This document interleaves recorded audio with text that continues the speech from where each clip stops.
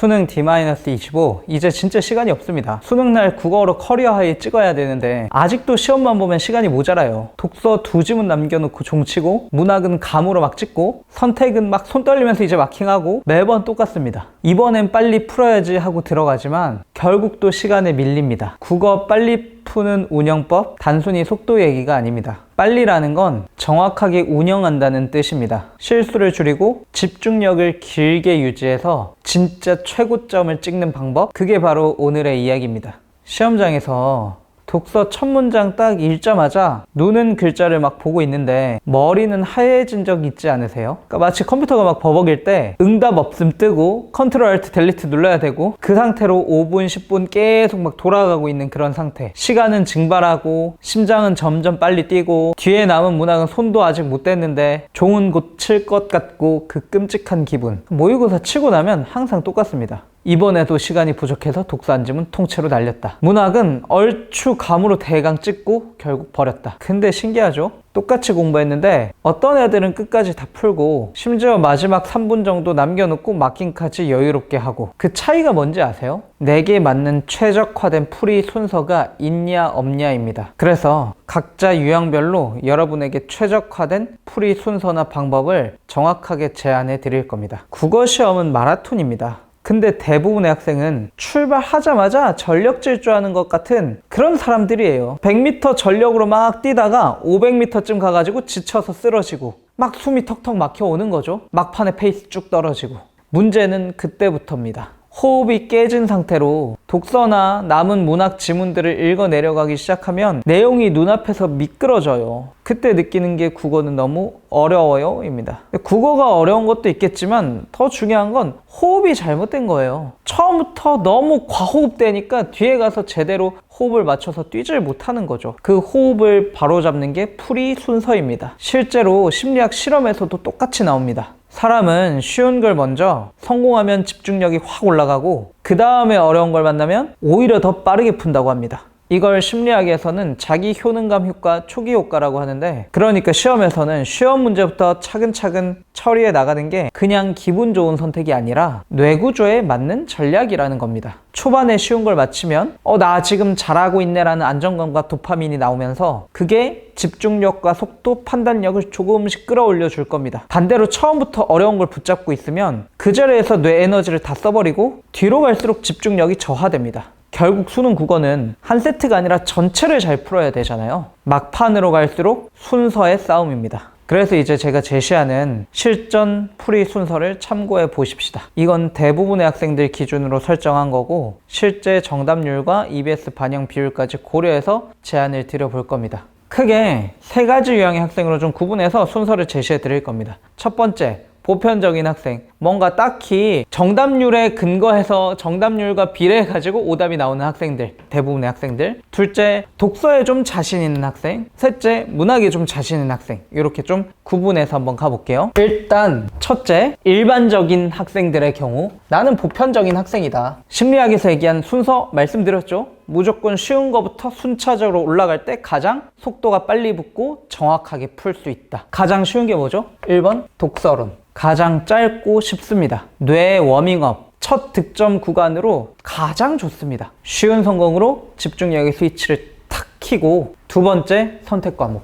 물론 언어의 경우에는 이번 9월 평가원에 과도하게 어렵게 출제되기도 했고, 내가 문법 공부가 좀 미흡하면 어려울 수 있지만 이건 알고 모르고의 차원이라 빨리 별표 치고 넘어갈 수 있습니다. 그러면 화법과 작문과 매체는 객관적으로 정답률도 높고 쉬운 편이죠. 패턴대로 빨리 풀고 넘어가자. 평균적으로 정답률이 80%에 육박합니다. 그래서 이 순서로 득점을 계속 확보해 가면서 점진적으로 속도를 올려가는 겁니다. 세 번째, 문학. 독서보다 문학이 EBS 연계 체감 반영 비율이 훨씬 높죠. 일단 객관적인 정답 개수를 떠나서 훨씬 수월하게 읽을 수 있는 파트입니다. 그러면 문학 내에서도 내가 좀 더 친숙하고 쉽게 느껴지는 부분 먼저 푸는 게 가장 좋겠죠. 연계에서 100% 똑같은 작품 출제되는 게 하나 있죠. 뭡니까? 현대시. 물론 이 현대시에는 수필이 섞여서 나올 수 있지만 한 작품은 완벽히 알고 있죠. 다음 두 번째, 고전시가. 가사 같은 경우에 부분이 좀 다를 수 있다고 해도 주제의식은 거의 유사해서 좀 친숙하게 읽어낼 수 있어야 됩니다. 세 번째, 고전소설. 여태까지는 수능에서 고전소설을 연계로 출제해왔습니다. 다만 올해 수능에선 현대소설일지 고전소설일지 뭐가 연계일지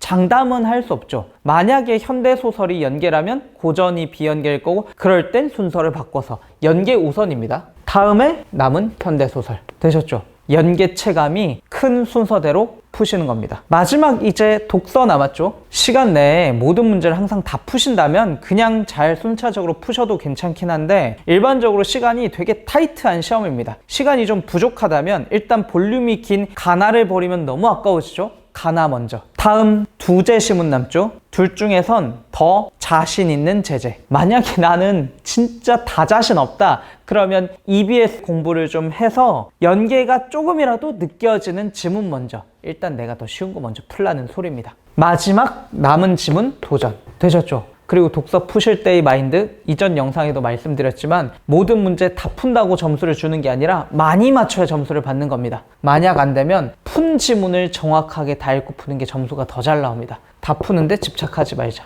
되셨죠? 여기서 주의할 점, 풀고 아무리 시간 부족해도 어휘 문제는 다 푸셔야죠. 어휘 문제는 다 끝내고 남은 지문 내용 도전하자. 되셨죠? 그래서 요 순서대로 쭉 풀었을 때 뇌가 집중력의 스위치를 켜고 점진적으로 쭉쭉 빨려 들어가면서 친숙하게 점점 많은 문제에 맞춰 나가다가 피날레를 장식할 수 있게, 그런 식으로 풀이 순서를 적용 한번 해보시는 겁니다. 다음 두 번째, 나는 독서가 좀 강하다. 근데 내가 독서가 강하더라도 시간이 항상 부족한 사람도 있고 부족하지 않은 사람도 있을 겁니다. 강하고 시간이 부족하지 않다, 나는 항상 모의고사 보면 그래도 문제는 다 푼다 라고 하시는 분들, 똑같이 당연히 처음엔 독서론으로 시작하는 겁니다. 예열해야죠. 두 번째 선택 과목도 동일하게. 그리고 세 번째, 독서가 자신 있다면 독서 먼저. 자기가 자신 있는 거, 좀 더 쉽게 느껴지는 거 먼저 가는 겁니다. 여기서도 마찬가지, 당연히 가나 복합 지문 먼저 풀고 그 후에 남은 두 제시문은 자신 있는 제재 순으로. 됐죠? 끝내고 세 번째, 문학도 원리는 똑같습니다. 무조건 연계 체감이 높은 것에서 낮은 순으로. 저기 저 순서입니다. 되셨죠? 이제 세 번째 유형, 독서에 자신 있는데 항상 풀 때 시간이 부족했던 학생. 똑같습니다. 독서론 먼저 제대로 워밍업하고 문제 맞추고 집중력을 끌어올린 다음에 선택 과목. 세 번째, 독서 먼저 들어가시는데 이때 가나 복합 지문 풀고 자신 있는 한 개의 제시문만 골라서 먼저 풉니다. 그 후에 어휘는 끝내놓으세요. 그리고 문학 똑같습니다. 연계 체감이 높은 데서 낮은 순으로. 이렇게 풀면 뭐 남죠? 독서 한 제시문 남죠. 근데 평소에 시간이 부족했다면 이러고 끝날 확률이 높습니다. 이렇게 풀고 한 제시문 날리고 이거 잘 맞췄다 1까지도 나올 수 있습니다. 근데 만약 이러고 시간이 남았다 그러면 이제 남은 독서 한 제재 도전이죠. 쭉 요 순서가 보이시나요? 아까 객관적인 심리학 근거도 말씀드렸지만 직접 해보시면 엄청 크게 체감이 됩니다. 쉬운 것부터 순차적으로 가야 집중력이 쭉 올라가서 쭉 몰입돼서 최대한 좋은 점수가 나옵니다. 내가 이 순서 루틴에 익숙하냐 익숙하지 않냐는 국어 실력과는 좀 별개의 능력으로 충분히 배양할 수 있잖아요. 2주면 충분합니다. 지금 바로 기출 다시 꺼내시면 됩니다. 올해 6월, 9월 평가원, 그리고 작년 수능 순차적으로 바로 오늘 다운받아서 이 순서대로 그대로 다시 한번 풀어보세요. 느껴질 겁니다. 좀 집중되는 게 다르다. 시간이 좀 남는다. 그게 바로 순서의 힘입니다. 남은 20일 동안 루틴을 익히셔야 합니다. 풀 때마다 항상 같은 순서로, 몸이 기억할 때까지. 수능 날엔 감이 아니라 습관으로 푸는 내가 돼야 합니다. 이번 수능 정확한 루틴으로 체화된 순서로 최고의 커리어 하이를 찍을 수 있으면 좋겠습니다. 도움이 됐다면 좋아요, 구독, 그리고 나만의 풀이 순서가 있다면 댓글로 남겨주세요. 저도 참고해서 직접 피드백 해드리도록 하겠습니다. 20일, 감을 버리고 순서를 익힙시다. 그게 여러분 국어의 마지막 변수입니다. 끝까지 파이팅입니다.